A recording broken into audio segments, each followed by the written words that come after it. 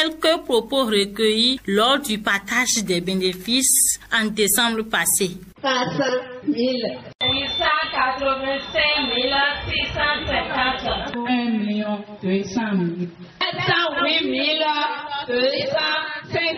Tout au long de l'année, tout ce qu'elles apprennent, par exemple, on parle d'analyse de marché, études de marché, calcul de coûts, comment faire le marketing en milieu rural. Ces femmes-là reçoivent ces renforcements de capacités et pour maintenant mettre en pratique ces connaissances, on leur donne une subvention et elles prennent ces subventions-là pour développer des activités génératrices de revenus. Donc vous allez voir des cercles qui font par exemple la transformation des noix de karité en beurre de karité. Vous allez voir la chaîne de valeur de l'arachide, de soja, de manioc, où tous les cercles s'installent en fait sur les maillons de cette chaîne de valeur afin de faire des bénéfices. Et c'est à la fin de l'année qu'elles se partagent les bénéfices. Batonga, on voit et on le remarque sur le terrain, touche un secteur sensible pour le gouvernement, pour le programme d'action du gouvernement. Donc on ne peut qu'encourager et espérer que cela s'étende dans tous les départements du pays et que cela continue.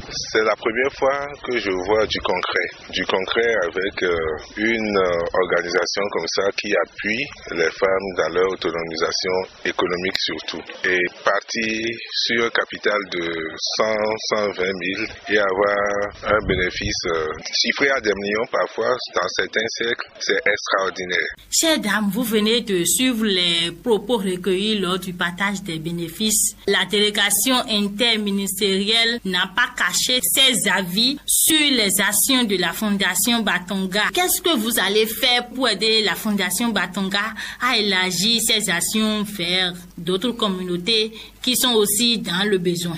Je vous dirais que nous avons déjà commencé par faire ce genre de choses. Parce que les cercles qui ont réalisé plus de bénéfices ont déjà commencé par aider les jeunes femmes des cercles dans lesquels la Fondation Batonga n'intervient pas encore.